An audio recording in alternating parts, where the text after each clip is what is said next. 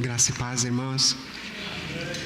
Que essa graça maravilhosa e essa paz que ninguém entende e ninguém consegue explicar, né? Acima de todo entendimento. Esse é o legado de Jesus para nós. E nós tomamos posse, né? Aí a gente toma posse mesmo, como dizem por aí. A graça e a paz do Senhor seja multiplicadas hoje na minha vida, na sua vida, que elas cresçam em nós, né? Que elas sejam multiplicadas assim infinitamente, porque nós vivemos num mundo difícil. Nós vivemos numa situação, né? Nós estamos estudando Romanos aqui na escola bíblica. Hoje a gente leu um texto duro, entre o capítulo 2 e 3, que fala da situação que se encontra a humanidade, do grande problema que é a morte por causa do pecado e do poder do pecado. Como é difícil.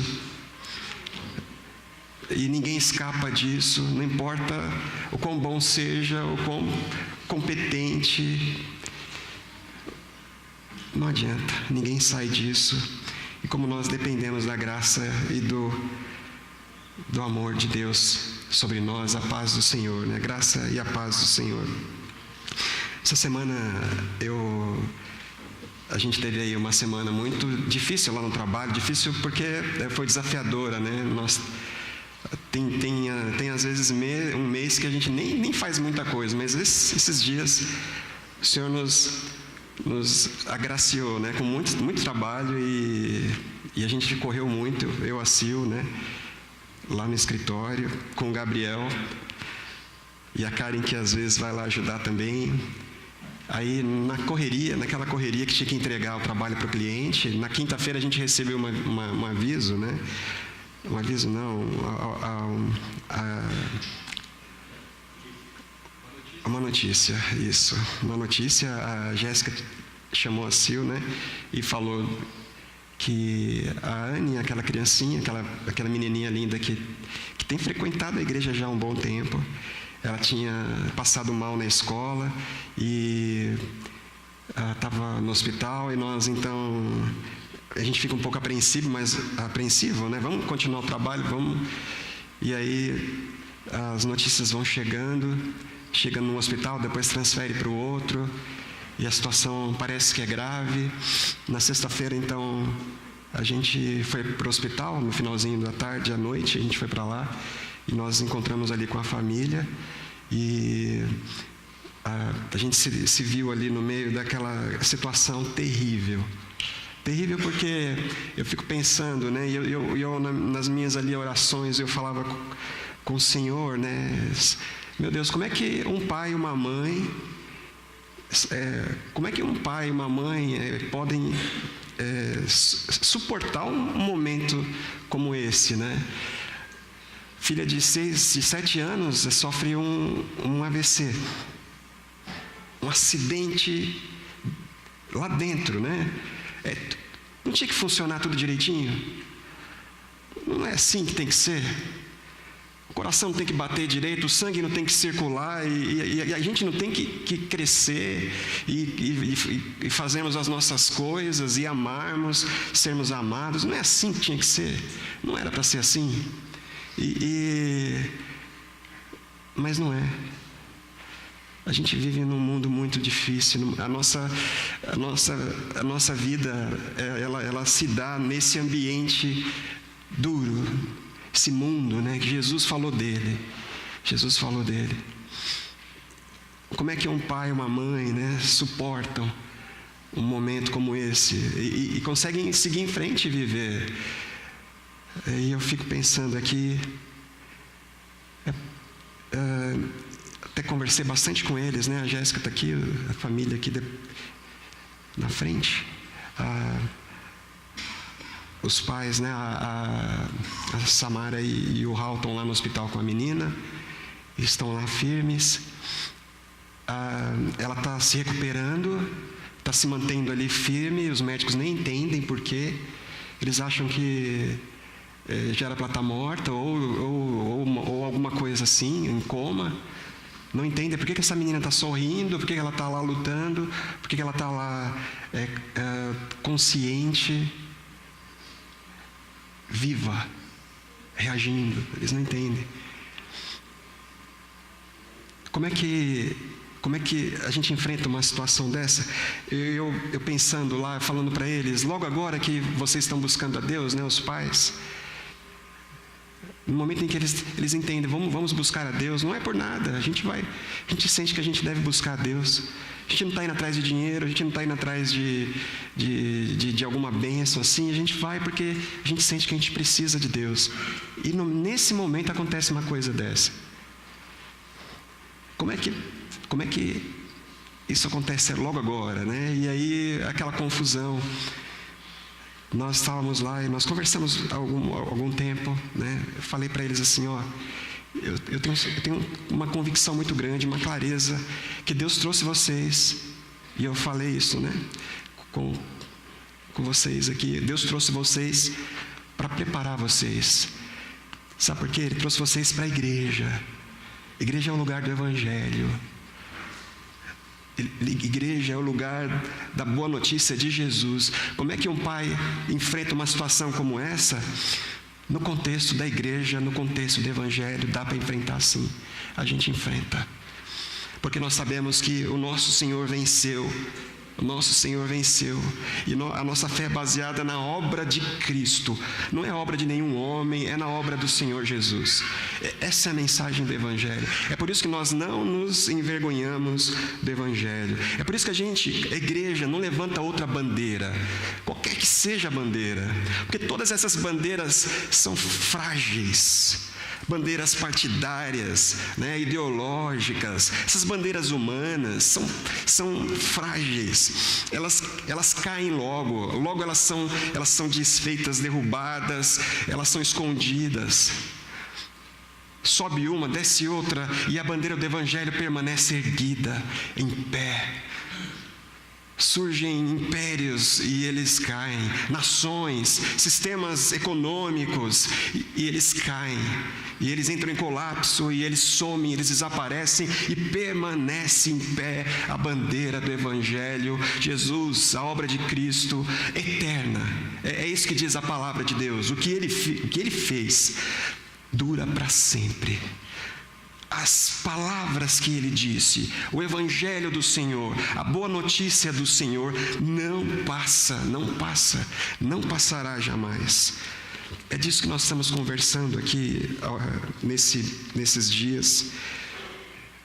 A gente sabe que a gente vai enfrentar uma eleição, nós estamos nos preparando para ela.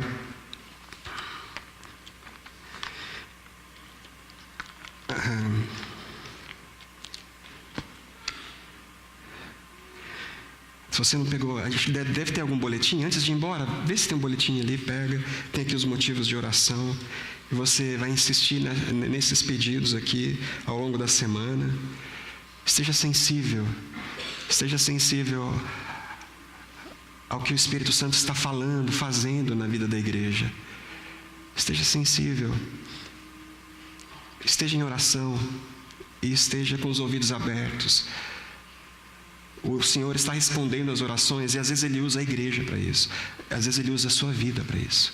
Esteja sensível aos motivos aqui de oração. Não me envergonho do Evangelho. Hoje nós vamos olhar e a gente vai dedicar um tempo a esse capítulo 13 de Romanos. Pode abrir.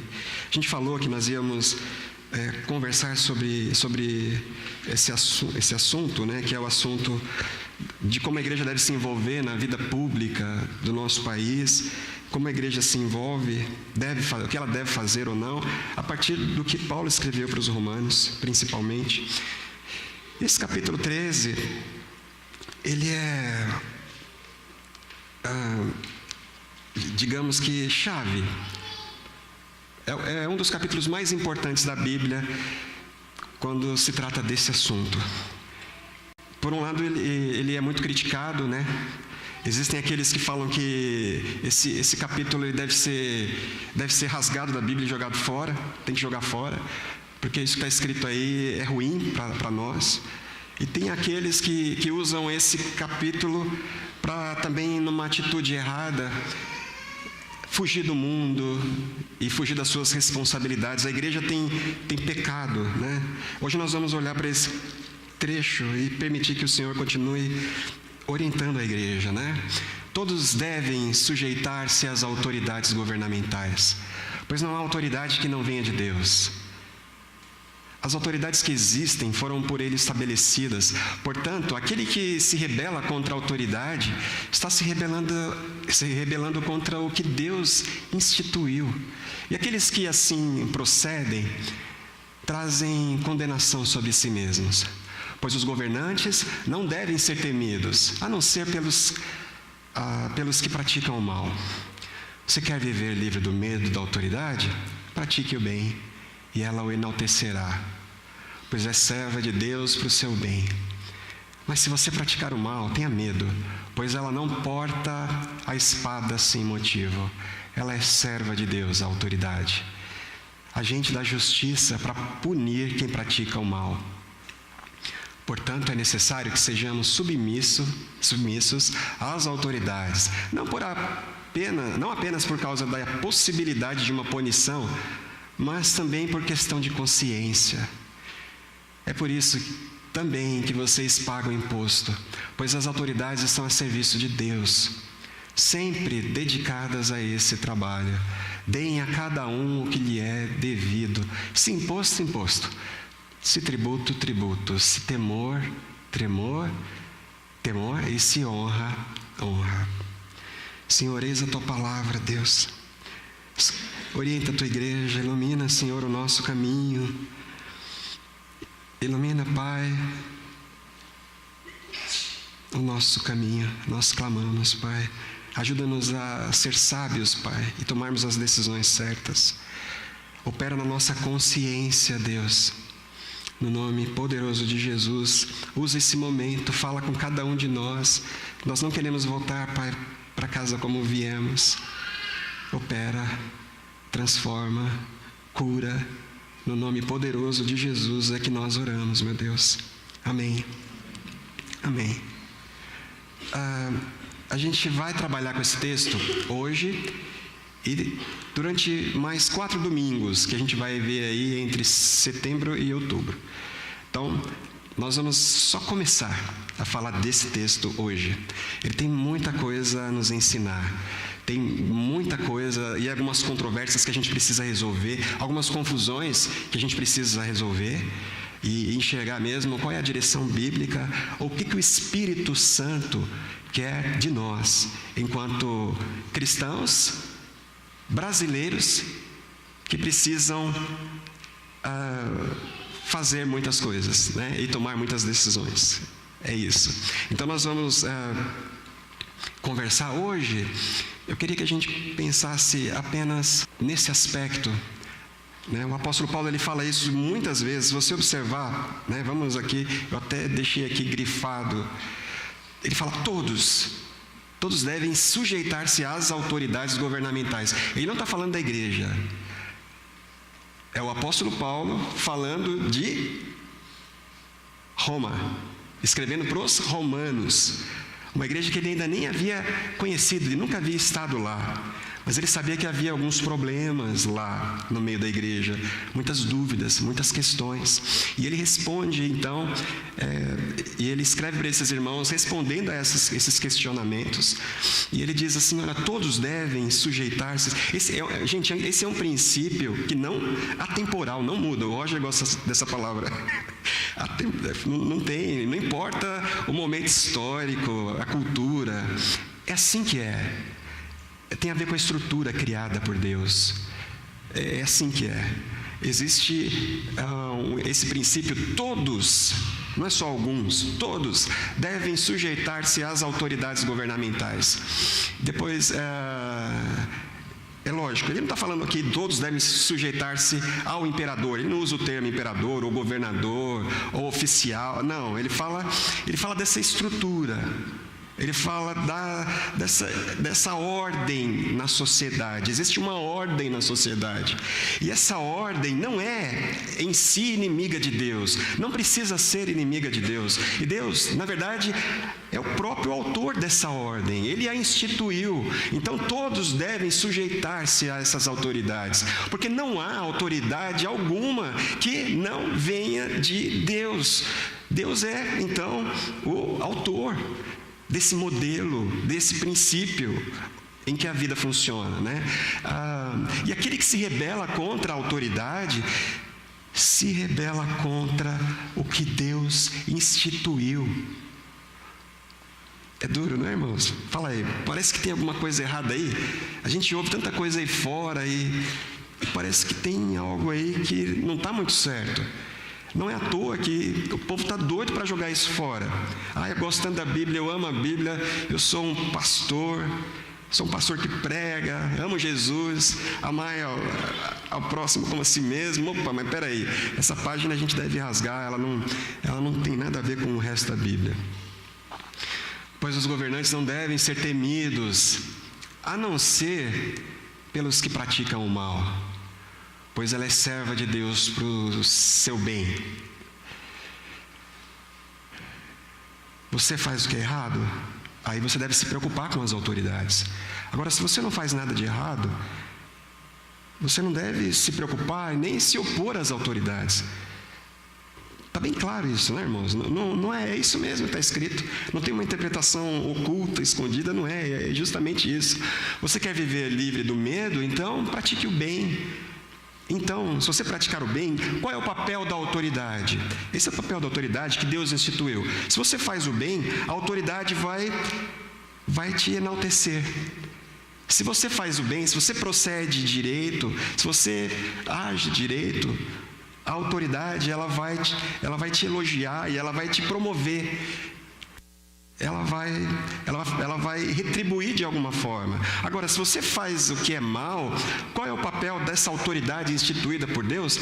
Punir aquele que fez o mal e punir todo o mal. Se você praticar o mal, tenha medo, pois ela não porta a espada sem motivo. A espada e Roma, gente, tem tudo a ver. Tem tudo a ver. O poder romano é a espada romana. E eles inventaram até um modelo de espada. Era deles, era próprio. A espada, né? Porque antes era aquela coisa desengonçada. Os romanos, eles transformaram a espada numa arma mortal de verdade, usada pelo exército, pelas legiões, aquela espada menor, que era fácil de manejar, enfim. Espada tem tudo a ver com o poder romano. Então a espada, a punição, ela existe para os maus. A punição existe para quem faz o erro, para o erro, para corrigir o erro. Porque as autoridades são servas. A própria espada romana é serva de Deus. Ele não dá nomes, porque o Espírito sabia, às vezes nem Paulo, mas o Espírito Santo sabia que o Império Romano ia acabar. Logo, né? 3 séculos depois, ele ia acabar, ele ia se autodestruir. Por isso que a palavra de Deus ela não ficou presa ali. Por isso que se fala de autoridades. E isso não muda. O conceito é o mesmo.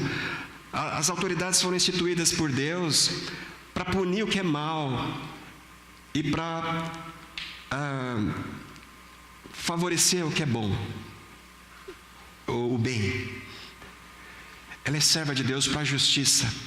Da justiça para punir o que pratica o mal. Portanto, é necessário que sejamos submissos às autoridades.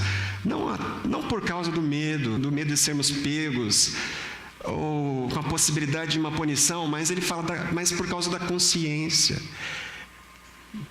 Isso tem a ver com o Evangelho. É por causa da consciência que a gente se sujeita. É por isso também que vocês pagam impostos. Imposto. É exatamente por isso. Pagar imposto é se sujeitar. Lembra de Jesus? Dai a César o que é de César, a Deus. Então, pagar imposto é um sinal de sujeição. Mas eu não estou me sujeitando ao imperador. Eu estou me sujeitando a autoridade instituída por Deus. Na verdade, eu estou me reportando a Deus. A Deus. É por isso que vocês pagam os impostos, pois as autoridades estão a serviço de Deus, sempre dedicadas a esse trabalho. Então deem cada um o que lhe é devido. Esse imposto. Aí a gente lembra exatamente das palavras de Jesus. Dai a César o que é de César, e dai a Deus o que é de Deus. E aqui ele usa, então, imposto, tributo. Agora, temor, nós não tememos as autoridades governamentais, nós tememos a Deus. E a honra, nós também oferecemos a Deus. Porque nós entendemos, né? A gente entende direitinho que tudo, essa ordem que existe, e sempre que existe em uma sociedade organizada, né? Essa coisa da ordem, Deus criou as coisas organizadas, e sempre que a humanidade consegue estabelecer uma ordem, as coisas vão bem, né? É disso que se trata o texto. A vida, isso favorece a vida. O papel da autoridade, então, a autoridade governamental, é punir o mal e favorecer o bem. E a gente coloca agora dentro do contexto do Brasil, as nossas autoridades, o papel delas, papel que Deus delegou, né, é derivado de Deus. Essa autoridade governamental, né, dos 3 poderes brasileiros, elas são derivadas da justiça de Deus, para punir o que é mal e favorecer o que é bom.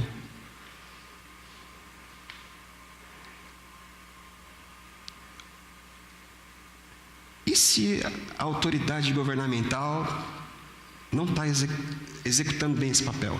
E se ela não consegue punir o que é mal? Pelo contrário. E se a autoridade governamental até favorece o mal? E se de repente a autoridade governamental começa a punir o bem?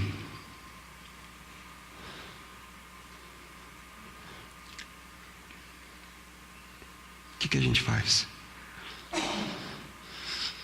É exatamente esse ponto que eu queria que a gente refletisse hoje aqui. Esse é o limite. Esse é o limite da nossa sujeição às autoridades. Porque nós entendemos, de verdade, ainda que eles não façam ideia, ainda que eles sejam até ateus, a autoridade foi instituída por Deus. E ela foi delegada por Deus para que o mal seja punido e o bem seja promovido. E quando isso não está mais acontecendo, a sociedade entra em declínio, em colapso, é o fim. E qual é o papel da igreja? O que nós devemos fazer, irmãos? Então agora sim, vamos fundar um novo partido dos cristãos. Vamos fundar um novo regime. Não, gente, não foi isso que o apóstolo Paulo fez. Aí alguém pode dizer, mas Paulo escreveu isso em 57. Nero ainda não tinha colocado as mangas de fora, né? É isso? É isso, né? Colocar a manga de fora, não sei se é para dentro ou para fora. Arregaçar das mangas. É manga de fora, né? Porque Nero não tinha colocado ainda, ele não tinha começado a fazer as coisas, os absurdos que ele fez depois. Aí tem gente que fala, se Paulo, os revolucionários, né? Os cristãos revolucionários dizem, se Paulo tivesse escrito Romanos lá no ano de 67, 66, ele tinha escrito algo muito diferente disso aí. O que você acha? Será? Não. Não e não. Ô pai, obrigado, hein? Tá ruim a voz aqui, né, gente? É instrumento, né? Corda vocal. Barulho, desculpa aí. Muito barulho. Eu queria te convidar você a abrir a carta de Paulo, a segunda carta de Paulo para Timóteo. Vamos ver. A gente sabe que Paulo escreveu essa carta alguns meses antes de ser decapitado. Foi a última coisa que Paulo escreveu que a gente tem notícia, que foi preservado. Aqui está, em 2 Timóteo, o último pensamento de Paulo a respeito das coisas. E ele escreve para o seu filho amado, aquela pessoa que era o seu sucessor, o jovem Timóteo, o seu sucessor, o filho amado. E eu queria chamar a tua atenção para algumas coisas que ele escreve aqui. Capítulo 1, está com a Bíblia aberta? Olha só, capítulo 1, a gente vai dar uma olhada em alguns versículos ao longo da carta. Capítulo 1, versículo 3, olha, ele começa assim: eu dou graças a Deus, a quem sirvo com a minha consciência limpa. Isso lá para morrer. Ele apanhava sempre, irmãos, regularmente. Uma surra por dia, pelo menos. E às vezes era uma surra muito pesada. Ele estava lá num buraco. Ele estava lá meses enterrado num buraco. Ele não tinha, acorrentado. Era terrível, irmãos, a situação de Paulo. Agora era o momento dele escrever e pedindo, cristãos, univos e vamos derrubar esse império das trevas, porque Roma é o império das trevas, o Estado é o império das trevas. Vamos derrubar isso e vamos agora assumir o controle. Ele não faz isso, irmãos. Olha o que ele escreve: eu dou graças a Deus, a quem sirvo com a minha consciência limpa, como serviram os meus antepassados. Eu dou graças porque eu sirvo, eu sou um servo, minha consciência está limpa. Lá no versículo 10, sendo agora revelada pela manifestação, a graça de Cristo, foi revelada pela manifestação do nosso Salvador, Cristo Jesus. Olha só, ele tornou inoperante, não foi o império, ele tornou inoperante a morte. E trouxe à luz a vida e a imortalidade por meio do Evangelho. Deste Evangelho fui constituído pregador, apóstolo e mestre. Por esta causa eu também sofro. Eu sofro por esta causa, pela manifestação da vida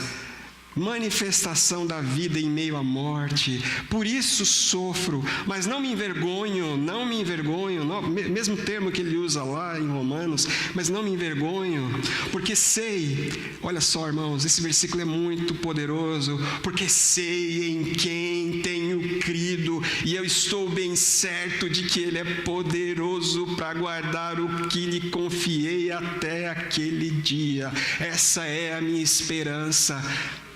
Ele não tinha expectativa em relação a qualquer iniciativa humana que mudasse o status, a situação, não, porque ele sabia que quem está fazendo isso é o próprio Deus, a obra eterna de Deus em Jesus. Ninguém barra essa obra, ninguém. Quem impedirá? Agindo o Senhor, quem impedirá? Ninguém. Quem é capaz de impedir? Por essa causa, por isso eu sei em quem tenho crido, estou bem certo, estou seguro de que Ele sim é poderoso. O poder não está na mão de César, o poder está na mão do Senhor que venceu a morte. Eu não temo nada. E aí a gente se lembra das palavras de Pedro, lá quando ele enfrentou o Sinédrio. Ele falou: eu não tenho medo do que o homem pode me fazer, importa obedecer a Deus. Se você quiser me matar, me mata, mas eu não posso me calar diante das coisas que eu tenho visto e ouvido. Eu não vou me calar, eu não vou parar de proclamar o Evangelho, que é essa boa notícia de Deus em Jesus. O que Jesus fez mudou a minha realidade, mudou a nossa realidade. O que Jesus fez, a obra de Cristo, o fato de Ele ter vencido a morte, morreu e venceu a morte, mudou a realidade, mudou tudo. Não é que o Evangelho quer derrubar o Império Romano.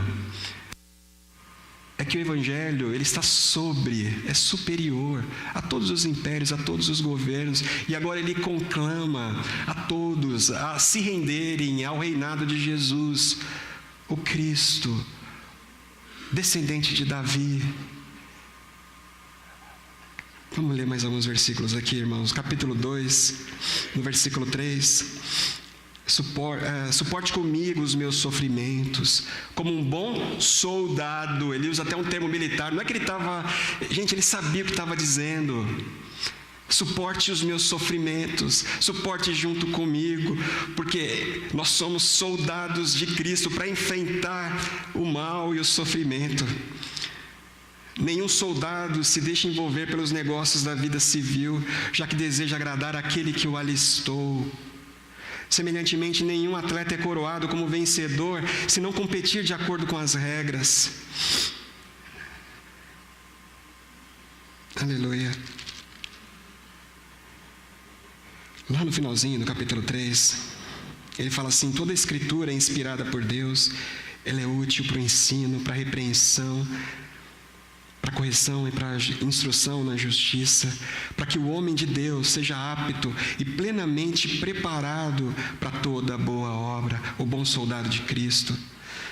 Na presença de Deus, no capítulo 4, versículo 1, na presença de Deus e de Cristo Jesus, que há de julgar os vivos e os mortos por sua manifestação e por seu reino, eu o exorto solenemente: pregue a palavra, esteja preparado a tempo e fora de tempo, repreenda, corrija, exorte com toda a paciência e doutrina, pois virá o tempo em que, aí ele começa a falar, descrever, em que as pessoas não suportarão essa doutrina. Aí no versículo 6, eu já estou sendo derramado como uma oferta de bebida. Essa oferta de bebida era a última oferta do sacrifício do culto hebreu. Depois daquela sangueira toda, daquela coisa toda, eles então queimavam o perfume. Aquele perfume simbolizava que os nossos atos foram aceitos com prazer por Deus. E Paulo está dizendo assim: a minha vida, já estou sendo derramado como uma oferta de bebida, está próximo o tempo da minha partida. Eu combati o bom combate. Combati o bom combate. Ele derrubou o império? Não. Ele foi um grande revolucionário? A gente pode dizer que sim e que não, mas em princípio não foi um grande revolucionário. Ele não começou uma nova sociedade civil. Ele começou a proclamar um novo mundo. Esse mundo, ele gira já entre nós. Esse mundo, que logo vai ser manifestado. Quando for manifestado, é isso. Esse mundo anunciado,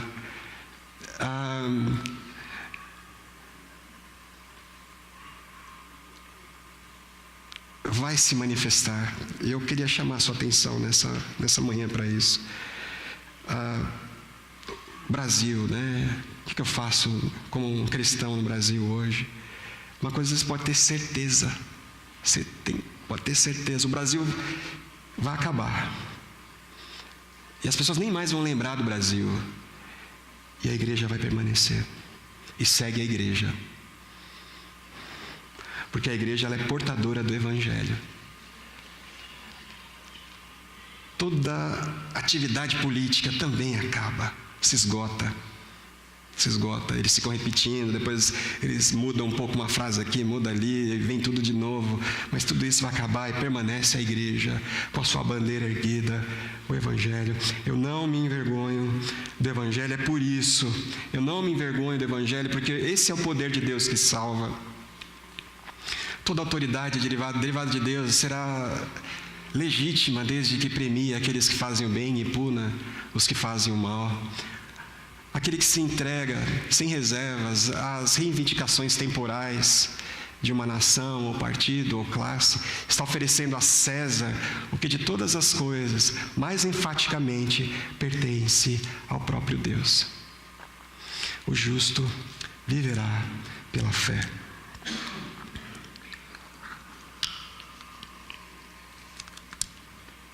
O justo viverá pela fé.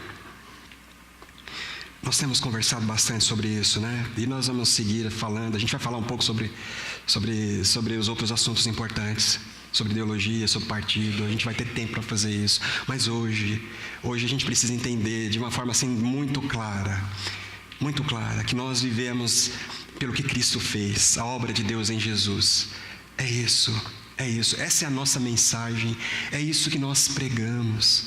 Essa é a nossa bandeira, e nós não vamos jamais abrir mão dela. E Paulo estava tão confiante nisso que ele falou: Timóteo, eu sei, talvez na semana que vem, né, vou ser decapitado, ou no inverno, espero que não seja no inverno, né, ele diz, mas olha, peguem armas, organiza um movimento, não, prega a palavra, o tempo todo. Prepare-se, seja pronto para pregar a palavra o tempo todo. Que palavra é essa que eu passei para você, essa que eu te passei? É o Evangelho de Jesus Cristo, esse é o Evangelho, essa é a boa notícia. A boa notícia é que o mundo precisa ouvir, que as pessoas precisam ouvir, que Jesus venceu, e Ele volta, e Ele vem, o nosso Rei vem.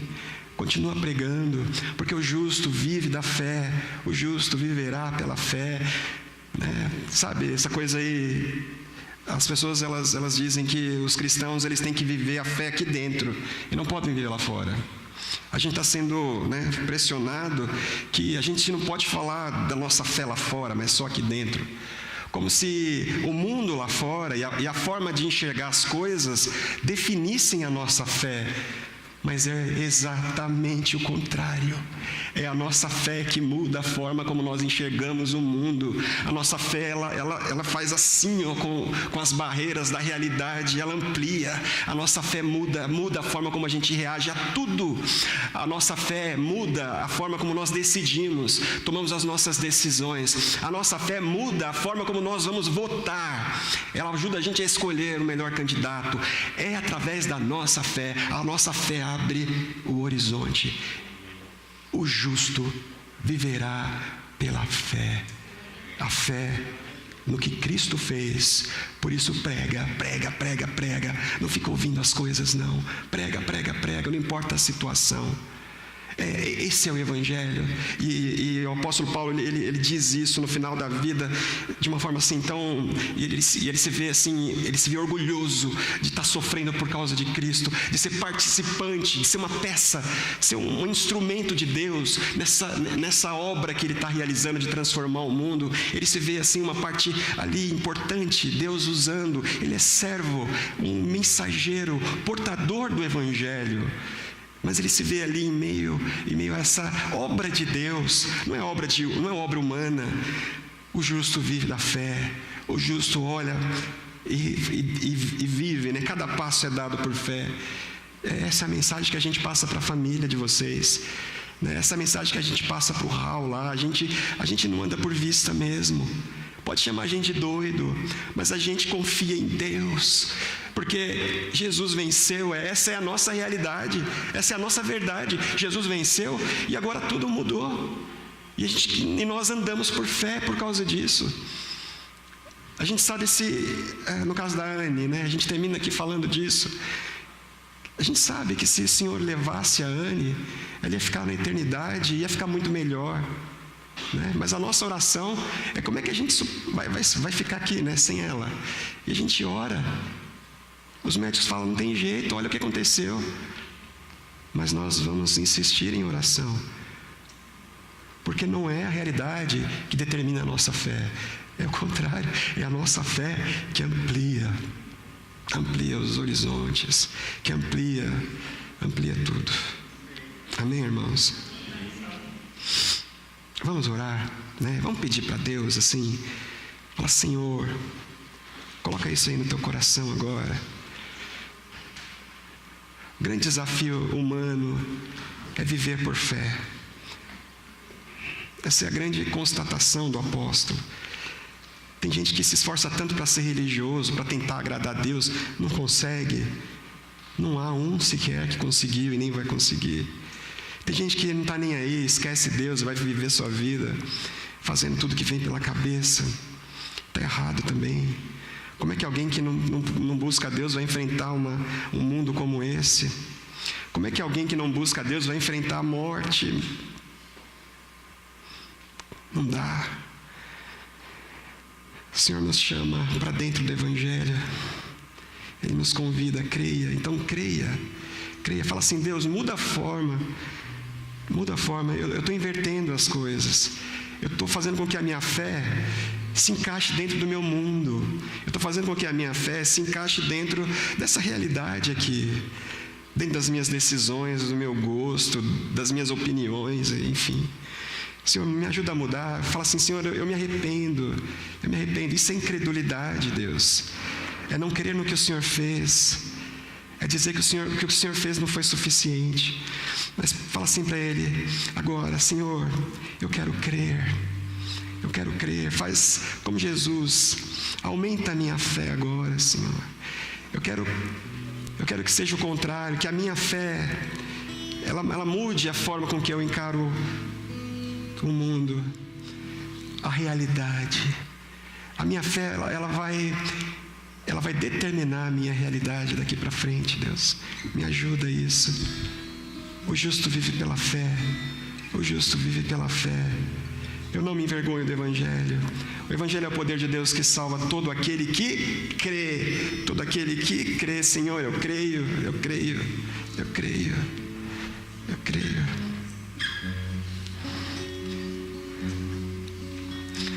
Oh Deus, nós estamos aqui na Tua presença, Pai, diante da Tua palavra. No momento em que nós abrimos a Tua palavra, Senhor, e nós fazemos isso de uma forma humilde, Deus. Tão humilde porque a gente sabe quem a gente é. A gente sabe, Deus, quem nós somos. E nós nos reunimos em torno dessa palavra santa, Deus. Porque nós sabemos que nós precisamos, Pai. Para onde a gente vai, Deus? A gente não tem para onde ir, senão para a Tua palavra, senão para ouvir da Tua boca, senão para ouvir do Senhor. Deus, fala com o Teu povo agora aqui, Pai. Continua ministrando. Eu peço agora, Senhor, no nome poderoso de Cristo Jesus. Pega pela mão, Senhor. Levanta os Teus servos. Levanta, Senhor. Como diz na Tua palavra. Alivia os joelhos cansados. Levanta a Tua igreja, Senhor. Que ela ande por fé, não por vista. Não pelo aquilo que vem aos olhos, mas porque creem, Senhor. Tua palavra diz que se os seus olhos forem bons, se os seus olhos forem bons, a sua vida vai ser boa. Assim, Deus, assim, faz assim com cada um aqui. Muda os olhos, Senhor, muda os olhos, Pai. Que sejamos, Pai, pessoas que andam por fé, passo a passo por fé, que enfrentam todas as situações, não importa o grau de dificuldade, Senhor, o grau de sofrimento, nós enfrentamos todas as situações, porque confiamos em Ti, no que o Senhor fez, que o Senhor está sobre tudo e todos. Essa é a nossa esperança. Aleluia, Senhor. Eu clamo, Pai, mais uma vez aqui pela Anne lá no hospital, Pai. Nós apresentamos a vida dessa criança, Senhor, diante de Ti. E nós continuamos, Pai, clamando. Pai, ouve o nosso clamor. O clamor da igreja, Pai. Nós pedimos no nome poderoso de Jesus, Pai. Ouve, restabelece a saúde da Anne. Abençoa essa família, Pai, que Te busca, e que eles se encontrem em Ti, Pai, a paz e a graça que eles precisam para superar e enfrentar todas as coisas, no nome de Jesus, Pai. E cada um aqui também que vai para sua casa hoje, vai para sua família, vai enfrentar esse mundo triste, no nome de Jesus, Pai, abençoa cada um. É o que nós clamamos, Pai. Amém, amém. Que a graça do Senhor Jesus, que o amor de Deus o Pai, que a comunhão e que a consolação do Espírito Santo seja com você em todos os dias dessa semana. Vai lá em paz, meus irmãos. Deus abençoe. Antes de ir embora, dá um abração. Abraço forte. Somos irmãos de fé. Nós cremos juntos. É a nossa fé que nos une. Os que creem estavam juntos. Os que creem estão juntos. Totalmente